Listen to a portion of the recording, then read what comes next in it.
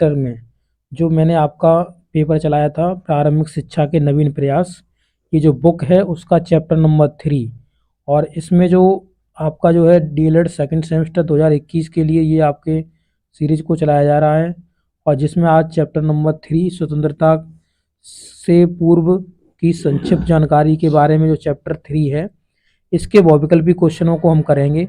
जैसे कि आपको पता है इस चैप्टर के अंदर 50 क्वेश्चन आपके आएंगे, और 50 क्वेश्चन में से 15 क्वेश्चन आपके बहुविकल्पी क्वेश्चन होंगे, उन्हीं को हम डील कर रहे हैं। इससे पहले चैप्टर 1 चैप्टर 2 ये दोनों हमने करा दिए हैं, उनके सभी बहुविकल्पी क्वेश्चनों को डिटेल में डिस्कस कराया हुआ है, तो आप जाकर के वो वीडियो देख लीजिए, आपको प्लेलिस्ट में मिल जाएगा। चलिए आज का वीडियो स्टार्ट करते हैं। तो ये बहुविकल्पी क्वेश्चन है। पहला क्वेश्चन देखिए, पहले क्वेश्चन में कहा हुआ है कि भारत में सर्वप्रथम कौन सी ईसाई मिशनरी आई थी। तो सबसे पहले कौन सी ईसाई मिशनरी आई थी भारत में, तो वो थी पुर्तगाली। तो याद रखिए सबसे पहली जो मिशनरी आई थी वो पुर्तगाली मिशनरी थी। ये आपका क्वेश्चन का आंसर हो जाएगा ऑप्शन नंबर ए। इसमें और सभी ऑप्शन ये डच, फ्रांसीसी और ये अंग्रेजी वाला ये सब गलत हैं। ये सबसे पहले जो नंबर पे जो आई थी वो थी आपकी पुर्तगाली। नेक्स्ट क्वेश्चन देखेंगे, क्वेश्चन नंबर 2। देखिए क्वेश्चन नंबर 2 में कहा है भारत में ईस्ट इंडिया कंपनी का प्रवेश कब हुआ था। तो ये 2015 में क्वेश्चन आया हुआ था। तो आपको जैसे कि पता है ईस्ट इंडिया कंपनी की स्थापना कब हुई थी, 1600 ईस्वी में ईस्ट इंडिया कंपनी की स्थापना हुई थी। तो ये इसका सही आंसर हो जाएगा, यानी आंसर नंबर द इसका सही आंसर हो जाएगा। क्वेश्चन नंबर 3, क्वेश्चन नंबर 3 में कहा है कौन सी कंपनी के माध्यम से भारत में ब्रिटिश कालीन शिक्षा प्रारंभ हुई।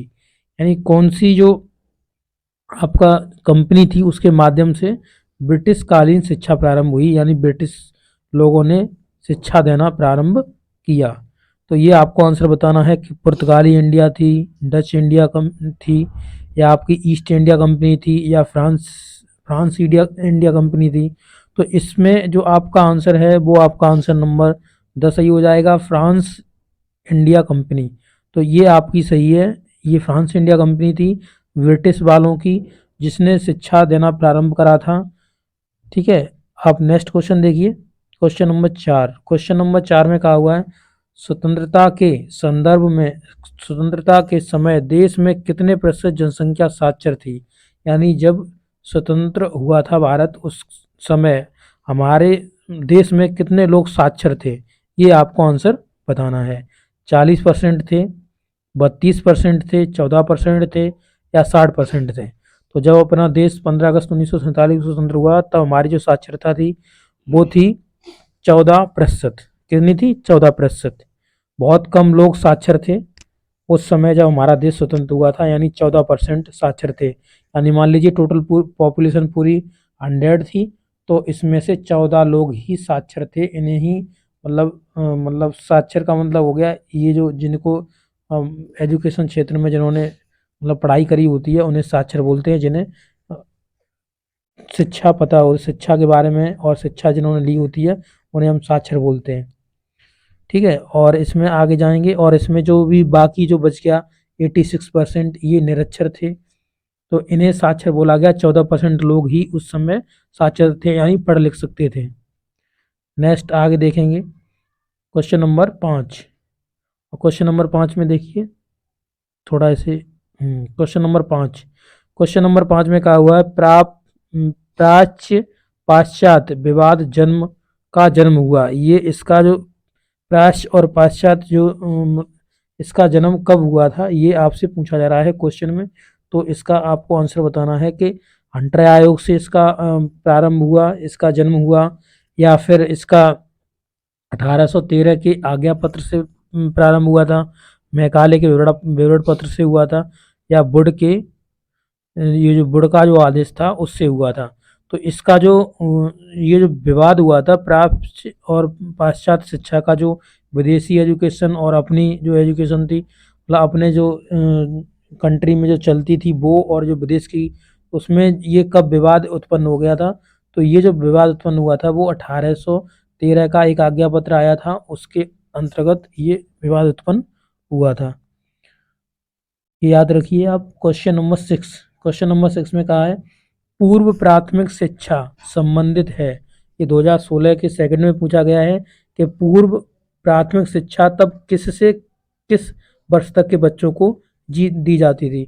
तो ये जो पूर्व प्राथमिक शिक्षा है वो आपकी 0 से 8 वर्ष के लिए है, 6 से 6 वर्ष मतलब 3 से 6 वर्ष के लिए, 6 से 14 वर्ष के लिए या 6 से 10 वर्ष के लिए है। तो जो पूर्व प्राथमिक शिक्षा संबंधित है वो कब से कब तक के लिए है? तो 3 साल से 3 वर्ष से और 6 वर्ष के बीच में बच्चों के लिए पूर्व प्राथमिक शिक्षा का प्रावधान किया गया है। नेक्स्ट क्वेश्चन है क्वेश्चन नंबर 7।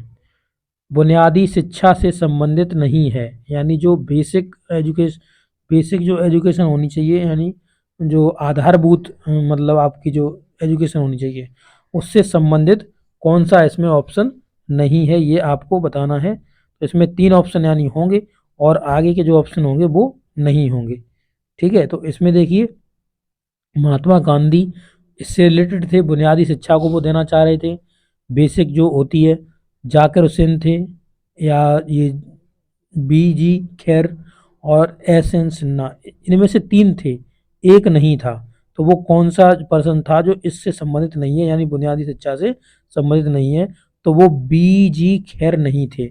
और ये सभी बुनियादी शिक्षा को क्या देते? प्राथमिकता देते थे ये तीनों लोग, महात्मा गांधी, SK सिन्हा, जाकिर हुसैन। तो इन तीनों का याद करिए, ये बुनियादी शिक्षा से रिलेटेड थे, जबकि BG खैर ये बुनियादी शिक्षा से रिलेटेड नहीं थे। Next question number 8। Question number 8 में कहा है चार्ल्स ग्रांट के शैक्षिक प्रयास थे 2019 में इसका क्वेश्चन पूछा गया है। तो चार्ल्स ग्रांट के शैक्षिक प्रयास क्या थे, उन्होंने शिक्षा को देने के लिए कौन कौन से प्रयास करे थे, तो वो आपको इसमें आंसर बताना है। तो देखिए यहाँ पे लिखा है भारत में विश्वविद्यालय की इन्होंने स्थापना कराई, अंग्रेजी माध्यम में शिक्षा प्रदान कराना चालू करा, और A B दोनों यानी अ और ब दोनों और उपयुक्त में से कोई नहीं। तो इन्होंने दोनों काम चालू करे थे, अंग्रेजी शिक्षा प्रारंभ करी थी और भारत में विश्वविद्यालय की स्थापना करी थी। तो ये जो चार्ल्स ग्रांट हैं, इनकी जो शैक्षिक प्रयास थे यानी शिक्षा को देने के लिए किए गए प्रयास ही शैक्षिक प्रयास कहलाते हैं। तो ये दोनों थे, उन्होंने भारत में विश्वविद्यालयों की स्थापना कराई थी, अंग्रेजी माध्यम में शिक्षा देना प्रारंभ कराया था इन्होंने, शिक्षा देना प्रदान कराना ये इन्होंने चालू करा था। तो ये दोनों इन्होंने काम करे थे, भारत में विश्वविद्यालय की स्थापना भी करी थी और अंग्रेजी माध्यम में शिक्षा देना भी प्रारंभ इन्होंने करा था। ये दोनों इसके आंसर हो जाएंगे। क्वेश्चन नंबर 9, और देखिए क्वेश्चन नंबर 9 में कहा हुआ है कि भारत में आधुनिक शिक्षा का जन्मदाता किसे माना जाता है। तो आधुनिक शिक्षा के जन्मदाता कौन है ये आपको बताना है। चार्ल्स ग्रांट हैं, क्लाइव है, बेटिक है, या कॉर्नवालिस है। तो इसमें जो है ये चार्ल्स ग्रांट हैं, इन्होंने ही जो आधुनिक शिक्षा थी उसके जन्मदाता के रूप में इन्हें हम जाना जाता है। इन्होंने आधुनिक शिक्षा देना स्टार्ट कराया था, इन्होंने जैसे कि आपको पता है विश्वविद्यालयों की स्थापना करी थी और भारत में, और इन्होंने क्या करा था, इन्होंने अंग्रेजी माध्यम में शिक्षा देना प्रारंभ कराया था। तो इन्हें बोला जाता है भारत में आधुनिक शिक्षा का जन्मदाता।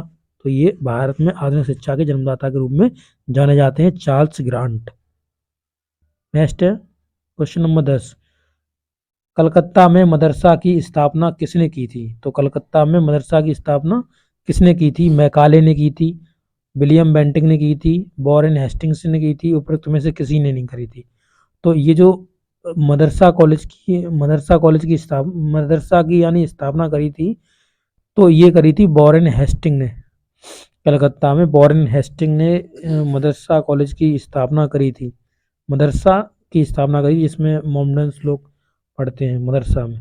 ठीक है, क्वेश्चन नंबर 11, और क्वेश्चन नंबर 11 में लिखा हुआ है 1960 से 61 में जनजातियों की शिक्षा संबंधी समस्याओं के समाधान हेतु समिति हेतु गठित कमेटी की अध्यक्ष थे। यानी जो कमेटी एक बनाई गई थी जनजातियों की शिक्षा से संबंधित, तो इसमें जो अध्यक्ष थे वो कौन थे, तो ये आपको बताना है। ठीक है, तो यहाँ पे राम मूर्ति थे, राधा कृष्णन थे, DS कोठारी थे, DS कोठारी थे, या श्री UN डेवर थे, तो ये थे श्री UN डेवर। इसका आंसर नंबर हो जाएगा द 11 का। ये क्या थे, जो जनजातियां हैं उनकी शिक्षा से संबंधित एक कमेटी बनी थी, उसके ये अध्यक्ष थे। 2017 में क्वेश्चन आया हुआ है ये। अब लास्ट क्वेश्चन देखिए। इस क्वेश्चन में लिखा हुआ है राष्ट्रीय महिला शिक्षा समिति 1958 की अध्यक्ष थी। तो हिंसा मेहता थी, सुचेता कृपलानी थी, दुर्गाबाई देशमुख थी, या आचार्य राममूर्ति थी। तो इसका जो ऑप्शन नंबर हो जाएगा, ये जो हो जाएगा दुर्गाबाई देशमुख। ये दुर्गाबाई देशमुख इसकी अध्यक्ष थी। ठीक है, तो ये चीज़ याद रखिए। ये जो समिति बनाई गई थी 2017 में, उसकी जो अध्यक्ष थी वो थी दुर्गाबाई देशमुख। तो इस तरीके से ये चैप्टर आपका समाप्त हो जाता है। इसके जितने भी ऑब्जेक्टिव टाइप क्वेश्चन थे मैंने यहाँ डील कर दिए हैं, और सभी को आप याद रखिए, इनके सभी के लर्न कर लीजिए। और जैसा कि आपको बताया 15 क्वेश्चंस पूछे जाते हैं, तो आपको ये अच्छे से लर्न करके रखने हैं, ताकि आप अपने पेपर में जो भी 15 क्वेश्चन आए उनमें से ज़्यादा क्वेश्चन अटेम्प्ट कर पाएँ। ठीक है, तो इसकी पहले की जो 2 चैप्टर हैं वो मैंने आपको बता दिए हैं। उनकी प्लेलिस्ट में आपको लिंक मिल जाएगी, तो वहाँ से जा कर के आप चेकआउट उन्हें कर लेना। तो चलो, इस वीडियो में इतना ही। अगले चैप्टर के साथ मिलेंगे आपसे, तब तक के लिए आपसे धन्यवाद। Thank you.